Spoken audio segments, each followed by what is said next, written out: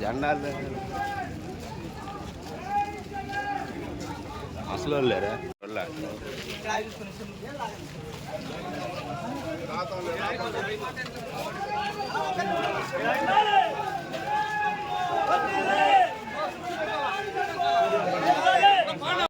ఇది కరెక్ట్ కాదు. భవిష్యత్తు ఉండదు తల్లి. ఇది కరెక్ట్ కాదు. ఒక ఎమ్మెల్సీ వస్తే జిల్లా అన్నాను. మీరు ఎందుకుంటే ఎమ్మెల్యే కావచ్చా? మేము ప్రశ్నించాలని విషయం చాలా ఉంటాయి. మేము మంచిగా పోతున్నాం. మిమ్మల్ని ఎందుకుంటూ బయట నుండి మేము మేడం గారు కొత్తగా వచ్చారు చెప్పబోతామంటే మీరేదో అక్కడ కాదమ్మా. వస్తుంటే అధికారులు వస్తుంటే పోతుంటాయి. మన గవర్నమెంట్ మళ్ళీ మా గవర్నమెంట్ వస్తే చేయాలి కదా. ఇట్లా చేయకూడదు. మీరు ఎదుర్కొంటూ పోవడం కరెక్ట్ కాదు. అయినా మేము మరి మా గూడూరు వైఎస్ఆర్ పార్టీకి సంబంధించిన నాయకులందరూ అన్ని విషయాలు చెప్పారు.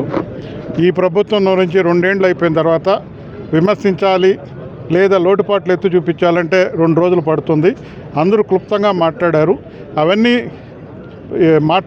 మాట్లాడుకుంటూ ముఖ్యంగా ఈరోజు ఉద్యోగాలు అభూత కల్పన వస్తానే తెలుగుదేశం పార్టీ అధికారంలో వస్తానే వేలాదిగా పోస్టులు ఇస్తామని మాట్లాడారు. మెగా డిఎస్సి పెడతానని మాట్లాడారు. మరి లాస్ట్ చివరికి వచ్చేటప్పటికి 9,000 అయింది. అది కూడా 6,000 చేశారు. దాంట్లో ఎంత అవినీతి ఒక్క విషయం మనం స్పష్టంగా వేరే చేసుకుంటే చాలు. అన్నింటినీ కూడా గమనించిన అవసరం లేదు. జగన్మోహన్ రెడ్డి గారు అధికారంలో లాగానే సచివాలయంలో పోస్టులు 1,00,000 మందికి ఇచ్చారు. ఎక్కడైనా అవినీతి జరిగిందా? ఈరోజు టీచర్లు మరి రిక్రూట్మెంట్ చేయగానే బీఆర్సీ ద్వారా రిక్రూట్ చేయగానే ఎంత అవినీతి వెలువలుతుంది. ఎక్కడ పెట్టినా మాట్లాడుతున్నారు. సోషల్ మీడియాలో ఏకపారేసింది. ఏమంటే స్పోర్ట్స్ ఖాతాలో అనర్హుల్ని తీసుకొచ్చి స్పోర్ట్స్ ఖాతాలో రిక్రూట్ చేశారు. అదే రకంగా మెరిట్లో లోపభూయిష్టాలు. ఈ రకమైన వాతావరణంలో వాళ్ళ సొంత మనుషులకి గవర్నమెంటే తప్పు చేస్తే కంచె చేయనమేస్తే ఏ రకంగా పరిపాలన సాగాలి? ఇది అందరికీ క్వశ్చన్ మార్క్ అయిపోయింది. ఇంత దుర్మార్గం ఇంత గతంలో ఏ ప్రభుత్వం లేదు. ఇప్పుడు అంతా వేరే చేసుకొని గమనిస్తున్నారు. 1995 నుంచే స్టార్ట్ అయింది ఈ సంస్కృతి. ఎవరు అధికారంలో వాళ్ళు ఉంటే, ముఖ్యంగా తెలుగుదేశం అధికారంలో ఉంటే లోపభూయిష్టంగా తయారు.